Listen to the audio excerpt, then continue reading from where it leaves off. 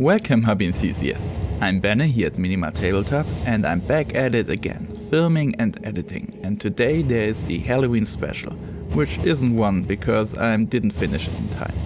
But I still paint spooky skeletons today with super simple and fast painting techniques.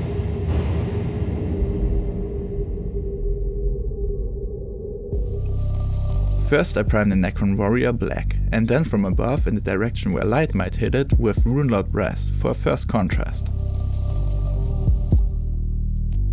I paint metal elements that I wanted in a different metal tone with Leadbelcher.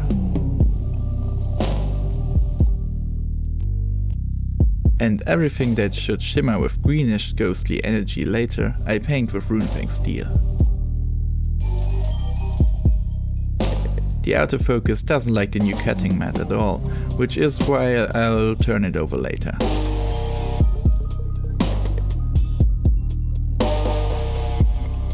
Next I shade everything that I painted with Runefang steel with Coelia Greenshade.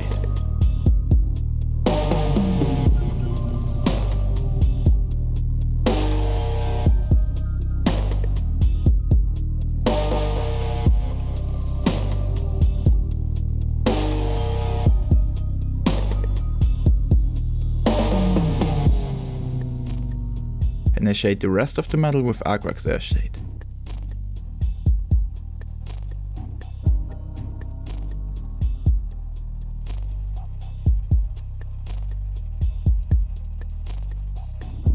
After the mini has been able to dry nicely, I take a very used brush and selectively apply Stirland mud so that the Necron warrior later looks like he has got up straight from the soil where he was buried.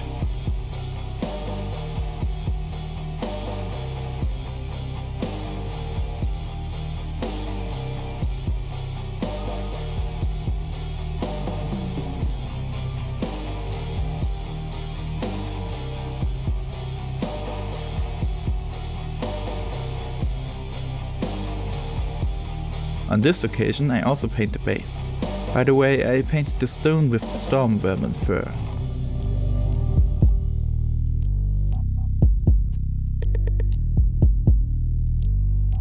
After the texture color has died, I drybrush everything except the energy color with Rakarth flesh, and then shade everything again with Agrax Earthshade, except the energy elements of course.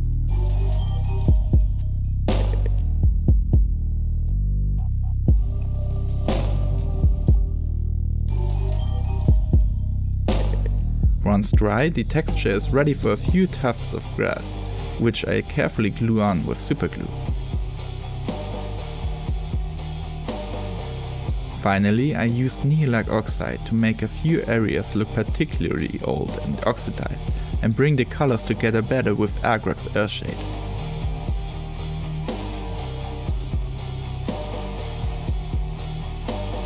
With this, the Necron warrior has awakened from his long slumber and is ready to exterminate every living being that dares to cross his path.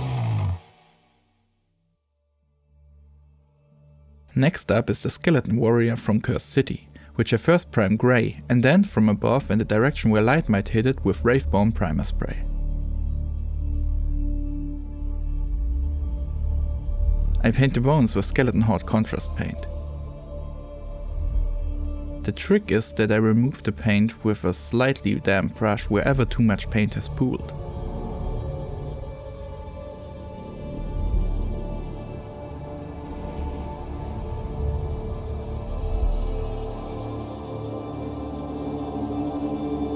With Wyldwood contrast paint I paint all the wooden elements and also the leather straps.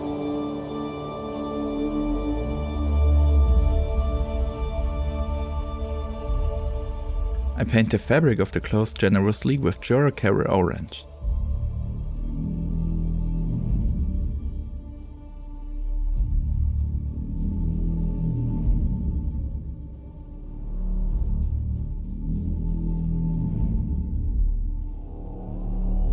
I paint parts of the armor, spearhead and the inside of the shield with Leadbelcher.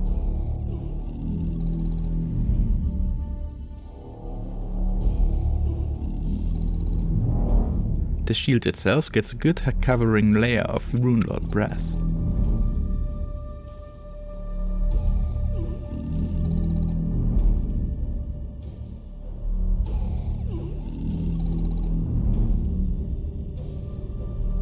In the next step I shade everything except the wood and bone elements with Agrax Earthshade.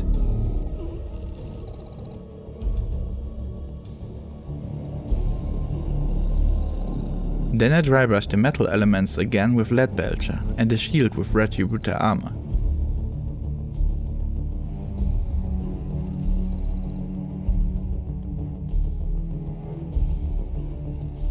I highlighted the clothes again with Joakero orange, before I shade all the elements that I have previously shaded with Agrax Earthshade again and remove it carefully where too much paint has pooled.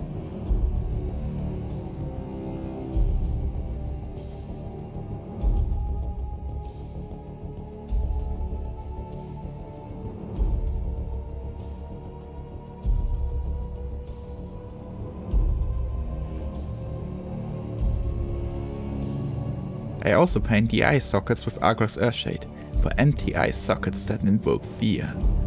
The cursed city is truly cursed, as the dead rise again and punish all those who have disturbed their rest.